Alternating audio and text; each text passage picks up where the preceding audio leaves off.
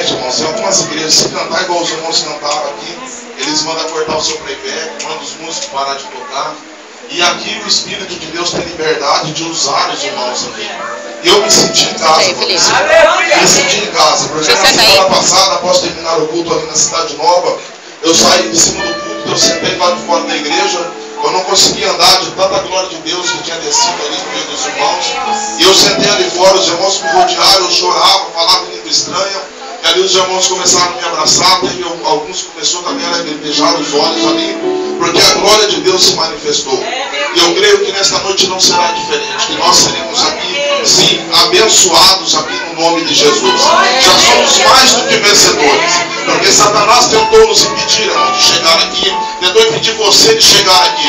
Mas hoje Deus tem uma mensagem e vai destruir toda a artimanha maligna, e você vai sair daqui mais do que vencedor no nome de Jesus Cristo. Só aqueles que acreditam. Eu quero que você se coloque de pé, por gentileza e reverência à palavra do nosso Deus. Eu tenho até às 11h30 da noite para ministrar aqui hoje.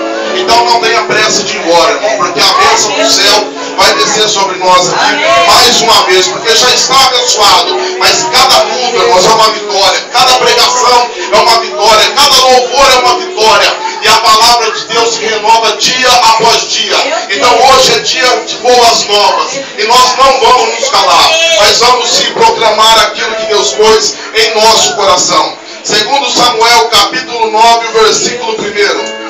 Livro do profeta Samuel, segundo livro, capítulo 9 e o versículo 1. Aleluias. Quem encontrou diz amém. Amém. Tem alguns irmãos que estão procurando, eu vou esperar os irmãos encontrarem, porque eu faço questão de que os irmãos encontrem aí o texto sagrado. Segundo Samuel, capítulo 9, versículo 1. Quem encontrou diz amém, meu querido. Amém. Quem não encontrou, vem fazer o curso teológico aqui no domingo de manhã, viu? E daqui uns dias estaremos juntos aqui fazendo com o pastor Valdecir também este curso. Amém, meus queridos? Diz assim: e disse Davi, ainda alguém que ficasse na casa de Saul, para que lhe faça bem por amor de Jonatas. Vou repetir o versículo. E disse Davi, ainda alguém que ficasse na casa de Saul, para que lhe faça bem por amor de Jonatas. Agora eu quero que você olhe para o seu irmão.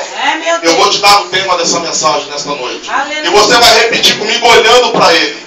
Eu vou contar até 3, você olhando para ele em uma só voz. 1, 2 e 3. Eu vou dizer aos irmãos, digam após mim: Projeto Lodebar. Projeto Lodebar. Mais uma vez, como ensaio ficou lindo, irmão, mas dá para melhorar.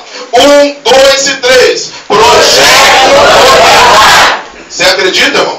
Amém. Então se assente também no nome de Cristo. Glória a Deus. Encontramos aqui, irmãos, uma leitura muito conhecida dos pregadores, de muitos irmãos que gostam e amam a Bíblia Sagrada. Mas para entendermos aqui sobre o tema dessa mensagem, o Projeto Lodebar, eu quero aqui anteceder um pouco mais da história com os amados irmãos. Eu quero falar sobre um homem que Deus fez uma promessa para ele. Um menino que um certo dia estava no campo, apacentando as ovelhas de seu pai. E esse menino, por nome de Davi, um dia Deus chamou ele lá do meio das ovelhas, cheio de carrapicho, cheio de tudo aquilo que não presta no meio do mato.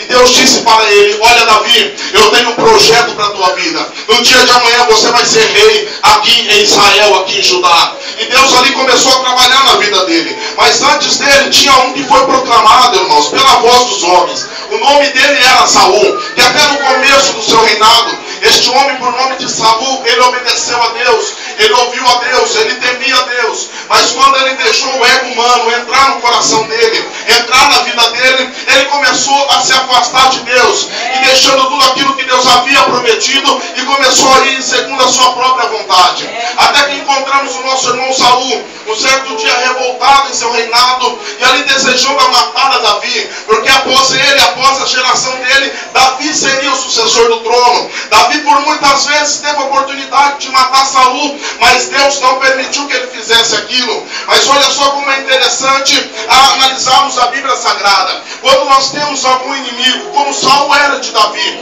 Saul, a Bíblia nos informa que por cerca de 21 vezes ele se levantou para matar Davi. E um certo dia havia uma festa para se realizar, entenda comigo o texto sagrado, meu querido.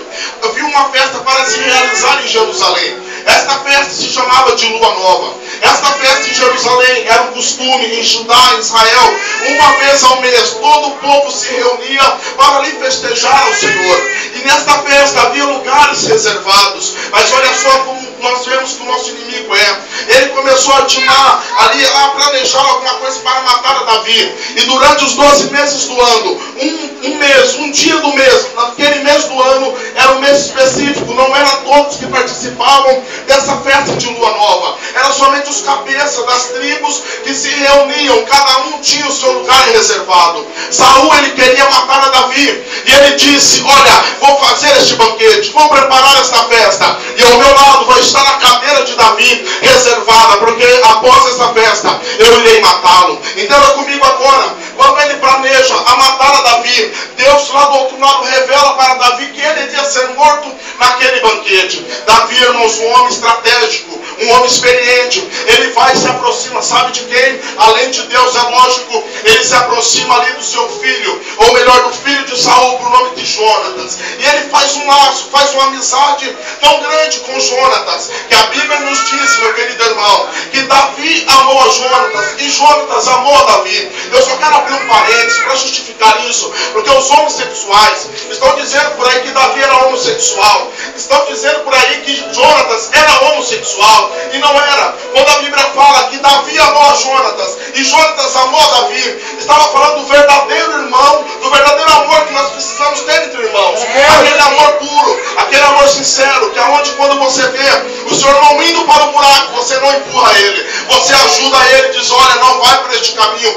Este é o amor. Ele faz aquela amizade, eles fazem ali um pacto, e ali Davi diz, olha, Jonatas, amanhã é a festa, e eu serei morto nesta festa. Vamos fazer um pacto nós dois. Você sabe que nós somos muitos amigos. Se amanhã eu não aparecer naquele banquete, você vá até o campo, você atire uma flecha, ou melhor, 3 flechas, e diga para o seu moço, para ir buscá-la. Eu estarei escondido atrás de uma pedra. Atrás daquela pedra eu vou ficar ouvindo a sua voz, Jonatas. Se você disser para o moço, olha, venha para cá, a flecha está para cá de ti, eu sairei de trás da pedra e irei para o banquete em paz, porque eu sei que o seu pai não vai me matar. Mas se você, Jonatas, disser para o seu moço, olha, as flechas estão para lá de ti, eu entenderei que o seu pai está querendo matar a minha vida, e assim eu irei fugir. E foi, irmãos, isso que ele pensava. Quando passou o primeiro dia, Saul no banquete não viu Davi, ficou preocupado. No segundo dia, ficou perturbado o homem. No terceiro dia, meu querido irmão,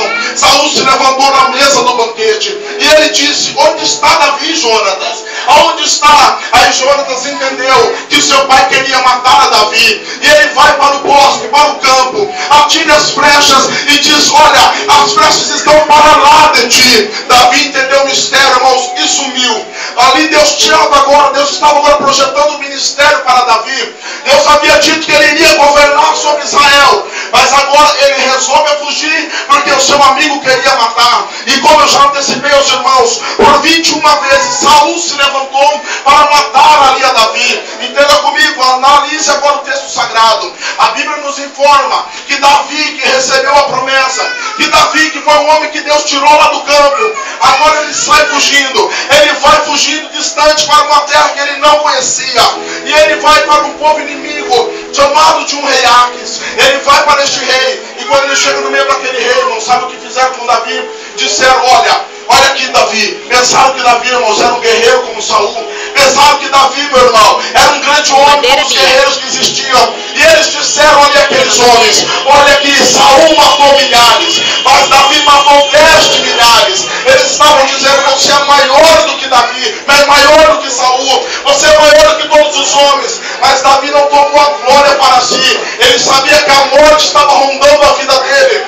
E a Bíblia nos informa, você acreditando ou não, se você analisar a Bíblia, você vai entender. A Bíblia nos informa que Davi, para escapar ali, irmãos, daquele laço maligno, daquela morte, sabe o que ele faz, meu querido irmão? Ele começa a falar coisa com coisa. Ele põe a língua para fora. Ele começa a escorrer baba, saliva na sua barba. E aí o rei Aques disse assim, homem está louco. Como eu vou matar este louco? Deixe ele embora. Davi se fingiu de louco, meu querido irmão, para escapar da morte por mais uma vez. Mas olha só como é interessante. Quando ele estava fugindo, Deus estava lá do outro lado, lá no meio da nação de Israel, já preparando a morte de Saul, de seu filho Jonatas e de seu outro filho chamado Isbosete. Deus já estava lhe preparando para cumprir a promessa na vida de Davi. E quando eu estava nesta tarde lá em casa, irmão, analisando a Bíblia Sagrada, olhando para o texto sagrado, o Senhor me disse que dará estratégia para muitas pessoas aqui nesta noite. Você vai parecer louco, vão te dizer que você está maluco, irmão, que você pirou da ideia, que você está falando coisa com coisa, mas tenha certeza que é Deus que estará guiando a tua vida. Quando você chegar lá na tua casa, você abrir aquela despensa que está vazia e profetizar que vai haver alimento amanhã. Muitos vão olhar para você quando eles vão morrer, mas está morto, ele está pirando, está acabando com ele o evangelho. Mas não é não, meu querido. Para ser pentecostal, você tem que ser diferente dos demais. Você olha onde não tem comida e vê a comida chegando. Você vê onde não tem água e vê a água chegando. Só que está entendendo, o irmão deu um brado de dor. E agora, irmãos, depois dessa introdução que eu dei aos irmãos, quando ele estava lá fugindo, sabe o que Deus estava fazendo lá em Israel? Deus estava preparando uma batalha contra os amalequitas. E ele ouviu que essa batalha seria travada. E nessa batalha, Saul estava na linha de frente com seu filho Jonatas, com Isbosete, seu outro filho. E eles foram para a batalha. Jonas veio a morrer nessa batalha. O inimigo morreu. E Deus agora olha para Davi, longe de sua terra distante, e projeta o seu ministério. Olha para o seu filho que recebeu a promessa lá no campo. E ele longe, pensando que não iria mais acontecer. Ele ouve e diz: agora é hora de eu voltar para Jerusalém. Quando os amalequitas mataram Saul, planejaram um ataque contra Jerusalém.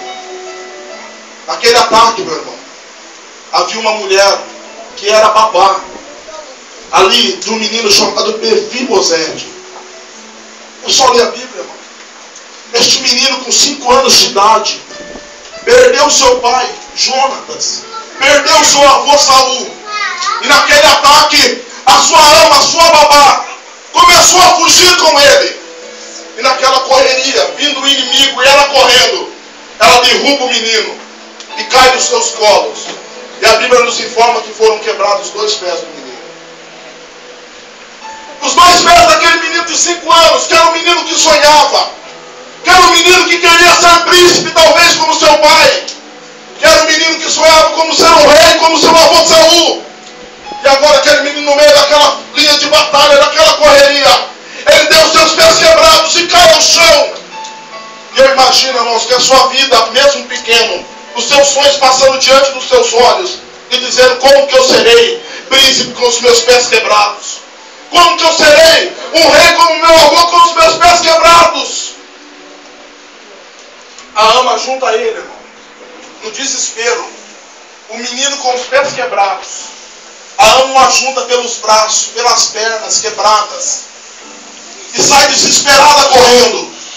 Naquele caminho, na sua fuga, acredito eu na minha cogitação, que ele começa a imaginar o que estava ficando lá para trás, os seus sonhos que estavam lá em Jerusalém, em Israel, porque o seu avô era o rei. E aí ele começa a ver os seus sonhos falidos, acabando-se aos poucos e com os pés quebrados. Sabe quando eu falei para você repetir comigo? Projeto Lodebar. Ele foge, é isso aí, irmão, você entende o mistério agora. Com os pés quebrados, sonhava. O sonho foi interrompido, porque ficou ferido. E agora o menino, ele foge com a sua alma, guiado pela sua alma, porque ele não podia ter a sua própria vontade. E ele esperava que Deus iria até mesmo ir lá com ele. Sabe para onde que Deus manda ele? Lodebar. Repita comigo: Lodebar. Lodebar. Com mais convicção: Lodebar. Lodebar. Ele chega em Lodebar, meu irmão. Lodebar é onde que eu e você não queria morar. Lodebar, irmão, é conhecido como terra do esquecimento, terra da aprovação. menino que estava lá no reinado, que estava sonhando, que estava planejando a sua vida, que estava planejando o seu futuro. E de repente Deus, seus pés quebrados, Deus, seus sonhos interrompidos. Deus o lança para Lodebar. Eu vou explicar para você o que é Lodebar, para você dar um glória a Deus daqui a pouco. Lodebar, irmãos, é uma junção de duas palavras. Eu não estou estudando teologia e eu amo teologia, meu querido. Do original, a primeira palavra, lo, que significa falar, conversar, nada. E depois completa, dabar, sem nada para fazer. Traduzido no traslado da língua portuguesa para a língua portuguesa, sabe o que significa Lodebar? Sem nada para fazer, sem nada para conversar, sem história para dizer, sem futuro para os seus. Foi o que Deus fez com Mefibosete. Deus levou ele para um lugar de esquecimento, um lugar de provação, para ali demonstrar para ele que ele iria cumprir a promessa na vida dele. E aí Deus me disse: olha, meu filho, lá nesta noite vai ter pessoas que estão com os pés quebrados, que estão com os pés feridos, que até planejaram, até sonharam, até quiseram ser mais do que eram, mas de repente pararam na caminhada, mas de repente abandonaram a história que eu escrevi para eles. Estão lá cooperando nesta noite, meu filho, mas estão morando em Lodebar, estão na terra do esquecimento, pastor Valdecir. Estão sem nada para falar. Você não tem mais alegria para contar aos seus. Você não tem mais nada para contar à sua família. Perdeu a convicção que você tinha. Está vivendo como alguma pessoa que não quer nada. Está dizendo: basta cada dia o seu mal. Mas hoje Deus está aqui para colocar alegria no seu coração. Hoje Deus está aqui olhando para você em Lodebar. Está seco. Está sem nada para contar, não tem expectativa de vida, perdeu o ânimo de viver e até de abandonar a jornada de fé que você tem vivido até aqui.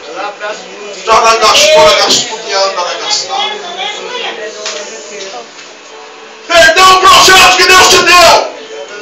Entenda comigo aqui, olhe para mim, você que está chorando. Satanás chegou na sua vida, ele pôs um ponto final e disse: acabou aqui. Satanás chegou diante de você, diante da sua história, e pôs um ponto final e disse: acabou para você. Mas olha só, na história da sua vida, que Deus planejou para você, que está em Lodebar, Satanás chegou e pôs o ponto final, que diz: acabou a história, ponto final, acabou o assunto. Mas Deus esta noite vem e coloca uma vírgula debaixo do ponto final. Ponto e vírgula. Dizendo: tem história para frente ainda. Tem futuro para você ainda. E só aqueles que acreditam, eu quero que você leve a tua mão. No nome de Jesus e meu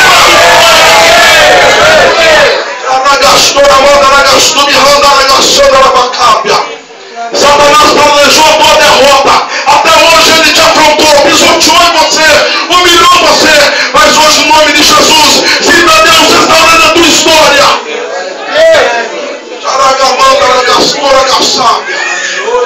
Eu não sei, meu querido.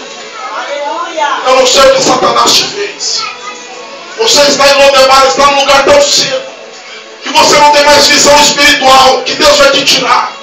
Perdeu a visão que o crente tem que ter, pastor Valdecir. Crente é assim, meu irmão. Só os que são pentecostais vêm assim. Está difícil aqui. A prova está aqui. Está faltando alimento. Está faltando tudo. E eu digo isso por experiência. Nada está dando certo. Está dando tudo errado. Mas o crente espiritual, meu irmão, ele está dizendo: eu vou vencer esta prova. O crente espiritual, ele está indo contra todos. Todos estão dizendo para ele parar, para ele deixar aquilo de lado. Mas ele fala: não, eu não abandono o Senhor, meu Deus, que me fez a promessa. Deus vai te honrar, meu querido, nessa situação que você está vivendo. Você está vendo o teu encontro hoje e tem projeto para a tua história. Glória a Deus. Está com os pés quebrados. Perdeu a vontade de adorar a Deus. Perdeu a vontade de falar com o Senhor. Está no culto só por estar. A aparência, você está aqui, mas a sua mente está longe. Foi porque Satanás feriu você, quebrou os seus pés. E se prepare, meu amado irmão, porque em Lodebar é onde que você conhece quem são seus amigos. Em Lodebar é na prova, meu querido irmão. É no meio da luta que você vai ver quem conta com você e quem gosta de você. Deus está te revelando, tá? Deus está mostrando para você. Os seus amigos te deixaram. As pessoas que você achou que iriam te ajudar te abandonaram. E agora você está nesse vendaval sozinho. Está sozinho. Nem mesmo a tua família está te apoiando. Mas isso daí, meu irmão, é porque Deus prova aqueles que têm chamado em particular. Isso daí, meu irmão, é porque muitos precisam estar esquecidos, sim. Deus nos joga no anonimato muitas das vezes para ter um particular com a gente, meu. Ali Deus revela, ali Deus fala. Ali Deus mostra os seus amigos e diz: olha, se afaste daquele. Se afaste daquele outro. Não se assente com aquele na mesa. Aquele lá está sendo falso com você. É no particular que Deus revela. Tenha certeza que no meio desta luta, que no meio desta provação, no meio de Lodebar, no meio desta terra seca, onde você não tem sonho mais, Deus está fazendo brotar um manancial de água viva nesta noite. Deus está fazendo brotar, sim, meu querido irmão. Não se preocupe com os seus inimigos. Não se preocupe com o que estão dizendo. Porque como foi cantado, o fofoqueiro não vai entrar no céu. E o fofoqueiro é o que mais aparece quando nós estamos em Lodebar. O fofoqueiro é aquele que te ajuda, mas depois é o primeiro a falar. Não sei, irmão, Deus está descendo a sua coisa tão particular aqui. Tem alguns que precisam abrir os olhos de quem você está andando. Você toma cuidado, irmão. Para quem você está contando os seus sonhos.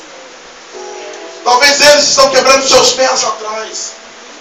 Talvez eles estão falando de você lá atrás. E você chega, irmãos, como um cristão muito humilde e revela a sua vida para ele. Conta seus atos particulares para ele. Cuidado com quem você está caminhando, meu querido. Cuidado, vão quebrar os seus pés. Saia nesta noite da onde você está indo. Escolha a tua amizade. Porque Davi escolheu, irmão. Davi escolheu ser amigo de Jonatas e de Deus do que de Saul, que era rei. E ele, irmãos, agora, um menino, Lodebar, esquecido, abandonado, com os pés quebrados, com nada para fazer nem falar. A história diz que Lodebar era tão seco, irmão, que o chão de Lodebar era pior do que o Nordeste brasileiro. Tinha valetas, de tão seco que era. Há mais de 2 anos não chovia em Lodebar. Ele chega, Mefibosete, chega mancando, arrastando as pernas, senta num buraco, quem sabe na história. Começa a contar para aqueles que estavam lá mendigando também. E começa a dizer: olha, eu era filho de Jonatas. Eu era filho dele. O meu avô Saul foi morto e eu estou aqui esquecido. E quem sabe debochavam dele, dizendo: você é filho de Jonatas.